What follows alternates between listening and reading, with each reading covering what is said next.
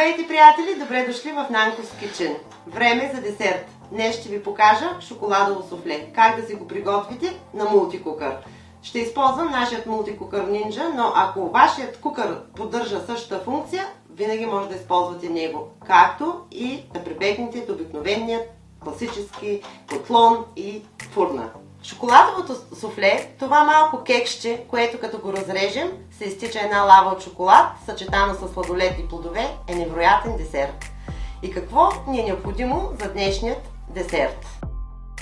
Ще ни трябват 4 яйца, 130 грама захар, 70 грама масло, 100 грама натрошен черен шоколад, 70 грама брашно, 30 грама какао. Останете с нас до края на видеото, за да видите крайният резултат. Дайте палец нагоре и се абонирайте за канала.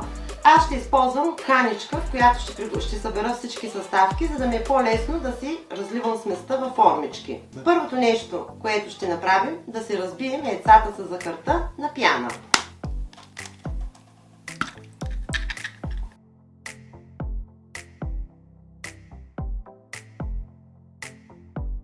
Добавяме си захарта и разбиваме на пяна.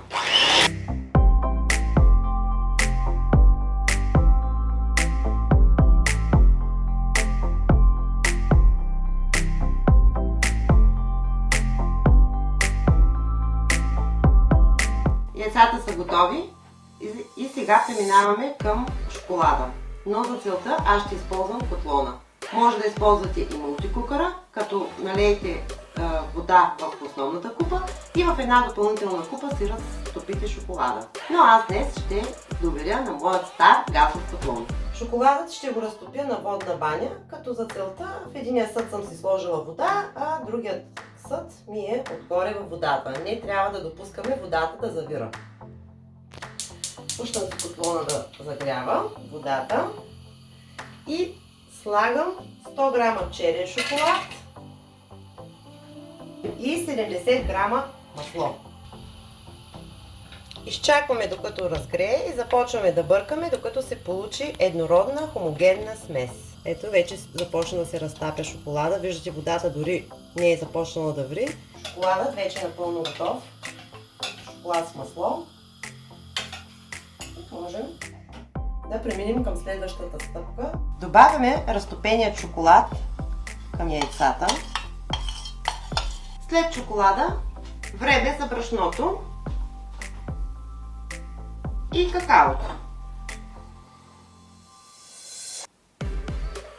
Като ще си оставя малко какао, за да може да го използвам после във формичките, в които ще печем суфлето. Отново си разбиваме всичко добре.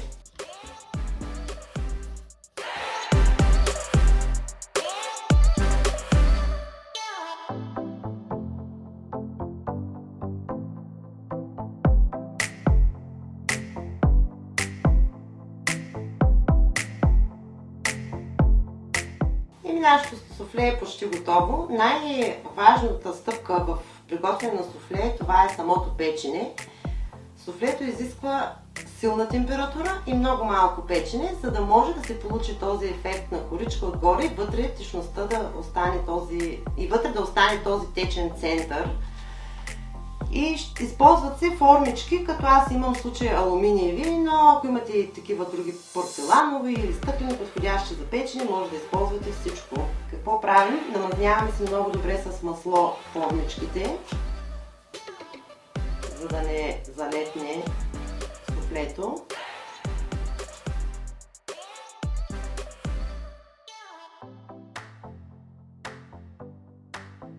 И сега един малък трик, в днешно време му казват хак. Слагаме по малко какао на дъното на формичката.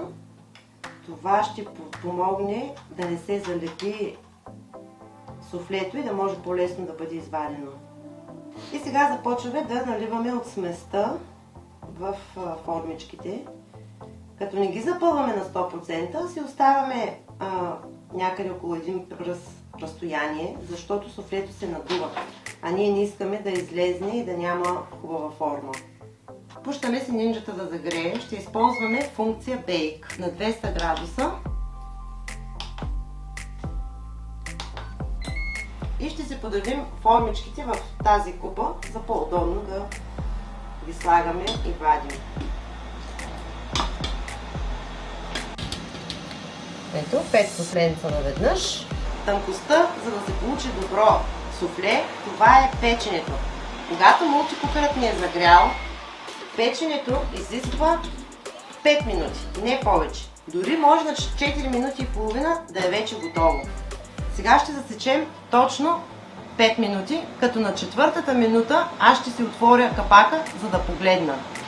Аз на 4-та минута погледнах и го оставих още една минута. Точно 5 минути е идеалното време на 200 градуса на функция Bake на Ninja Foodi.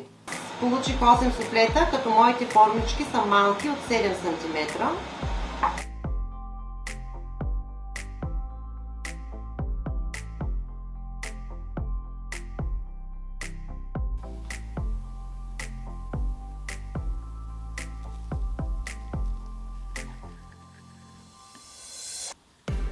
Това беше от нас едно бързо суфле, приготвено на мултикукър на 200 градуса, функция Bake, точно 5 минути.